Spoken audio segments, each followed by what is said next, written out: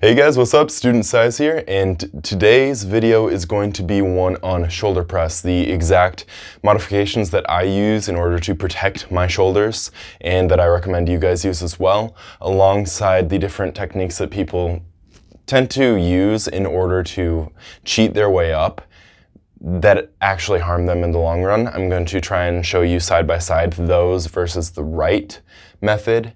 And hopefully through that you learn to do it correctly so that you gain the most muscle possible while still keeping your body in a position to not be injured over the long term. Let's get right into it. So we're going to start off with the correct way to get yourself set up for the shoulder press, which is putting the weights on your knees ahead of time. Here I didn't do quite so good a job, but essentially you want to put them forward on your knees, especially when you're actually getting ready to do the lift. Then when you get into it, you push your weights up and you have your elbows out in front of you. You push directly up while at the same time twisting your elbows out and lock out. Keep control.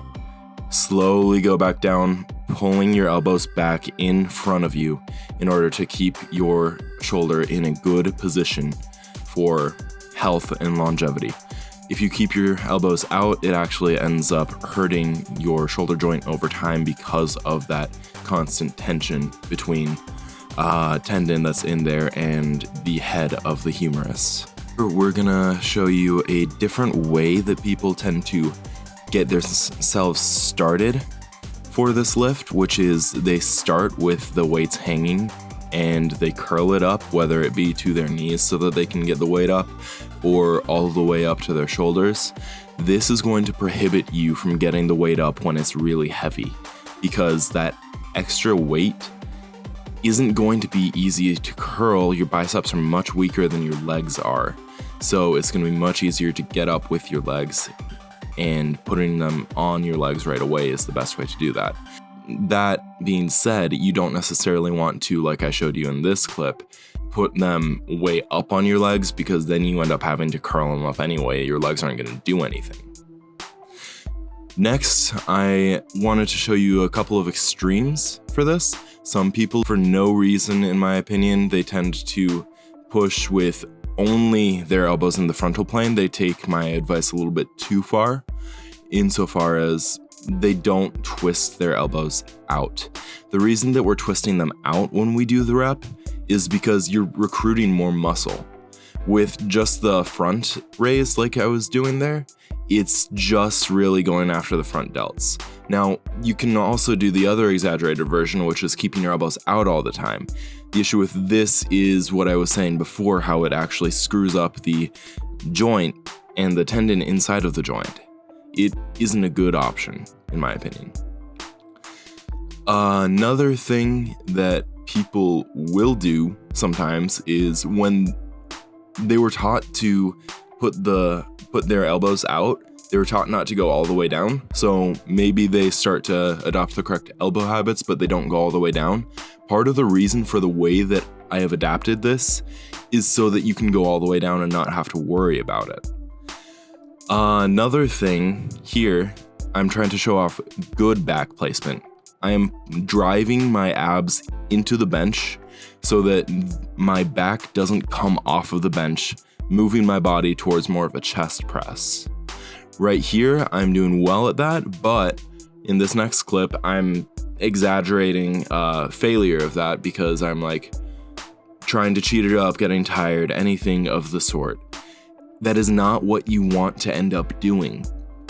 If you end up doing this, it ends up becoming more upper chest, less shoulder, and yes, you'll get weight up, but it's not going to actually be a true measure of strength of what you're going for.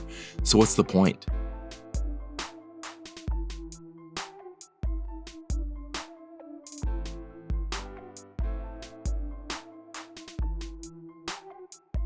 Next, I thought I'd show you a few different things regarding failure. So, on a shoulder press, failure sort of looks like this, where you're trying to get the weight up, but you can't and you realize it. If you see right there, I was exaggerating the idea that if you were to fail, normally just let the weight drop. it would drop directly on your head because this is an overhead exercise. And as such, it's not necessarily going to be the best way to fail just to let yourself drop. So one way to compensate for that is, as I'm going to show in this clip, dropping the weight in front of you and trying to put it on your knees right away. You end up pushing the weight forward, and that can be a good save, especially if it's a lighter weight. Now, another way to fail, though, is pushing the weight out when you're failing. The gym that I'm at requires that I don't drop the weight, so it was more difficult for me to try and attempt to show you, but this is going to be a little bit better where I'm going to be able to show you from a back view. You can see me going up a couple of reps, and then this third rep is going to be, oh no, I'm going to fail. So I'm going down, drop weight.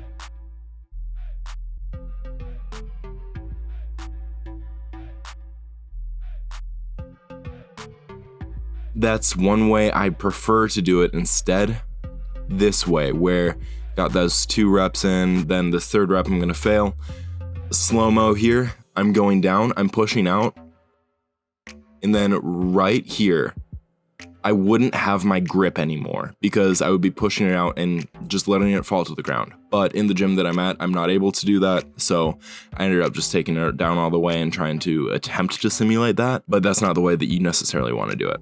All right, guys, that'll be it for the video. Hopefully you've learned something new, just like always. And hopefully this has been able to teach you the proper mechanics for the shoulder press so that you do your best in every single rep that you do. It takes a little bit of time to write these videos to try and get this all set up, and between this, college, and everything else, it's definitely something that I'm doing to try and help people. So if you could help me in order to reach a larger audience by going down and hitting the like button, hitting subscribe, maybe turning the bell on for notifications, and commenting, whether it be something good that I did, something bad that I did, anything that you can comment will boost me in the YouTube algorithm, and that actually will help my channel over time, help me reach more people, and hopefully if I'm able to reach more people, I'm able to help more people.